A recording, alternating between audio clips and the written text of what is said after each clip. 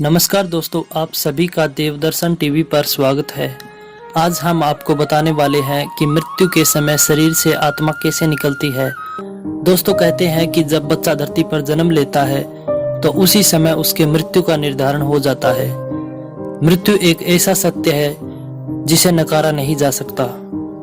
इस मृत्यु लोक में जिसने भी जन्म लिया है उसकी मृत्यु एक न एक दिन निश्चित है।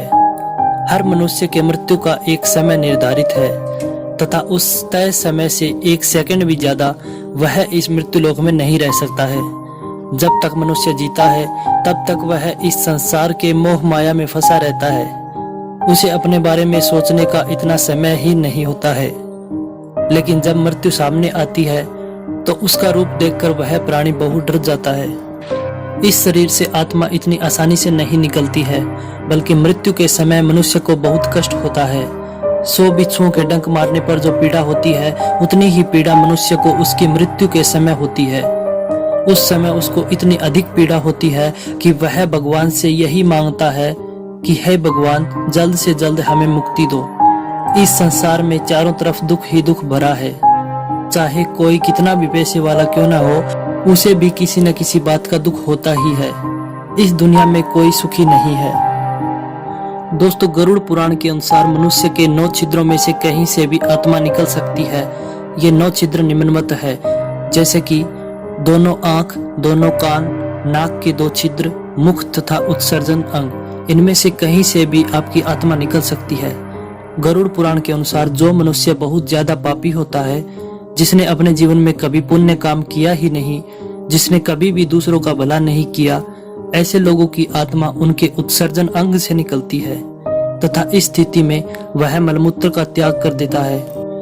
जो मनुष्य अपने पूरे जीवन में सिर्फ अपना ही स्वार्थ देखता है, जिसने कभी ईश्वर का स्मरण ही नहीं किया, ऐसे लोगों की आत्मा मृत्यु के समय उनके आंखों से निकलती है तथा इस स्थिति में उनकी आंखें पलट जाती है। जिस मनुष्य ने अपने पूरे जीवन में पुण्य ही पुण्य किया है, जिसने आवश्यकता पड़ने पर दूसरों की मदद की है, अपने पूरे जीवन में ईश्वर की सच्ची सेवा की है, ऐसे लोगों की आत्मा मृत्यु के समय उनके मुख से निकलती है। इस स्थिति में उनका मुख टेढ़ा हो जाता है। जिस मनुष्य ने अपने मन को वैरागी बना लिया है तथा अपने पूरे जीवन में जिसने अपने सारे वादे निभाए हैं, कभी किसी का अहित नहीं किया, सदा ईश्वर का स्मरण किया है, ऐसे लोगों की आत्मा मृत्यु के समय उनके नाक के छिद्र से निकलती है। गरुड़ पुराण के अनुसार जब भी किसी व्यक्ति की मृत्यु होने वाली होती है तो उसको आभास हो जाता है। दोस्तों, यह समय आपके लिए बहुत ही स्वर्णिम होता है। ऐसे समय में मनुष्य को अपने परिवार के प्रति मोह माया को त्याग देना चाहिए तथा ईश्वर का स्मरण करना चाहिए, क्योंकि यह संसार का नियम है कि बच्चा अकेले ही पैदा होता है और मरते समय भी वह अकेला ही जाता है।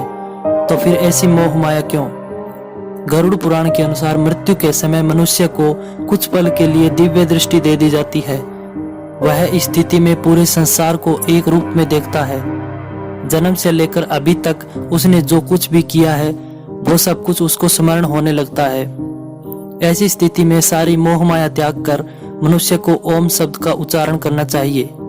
ऐसा करने से उस प्राणी की आत्मा को मोक्ष प्राप्त हो जाता है। ओम में ही उस परमात्मा का वास है तथा आत्मा उसी परमात्मा का एक अंश है, इसलिए आत्मा अमर है। सिर्फ शरीर मरता है, आत्मा को कोई नहीं मार सकता। दोस्तों, आज की वीडियो में सिर्फ इतना ही। मिलते हैं अगली वीडियो में नए टॉपिक के साथ। तब तक के लिए बाय बाय।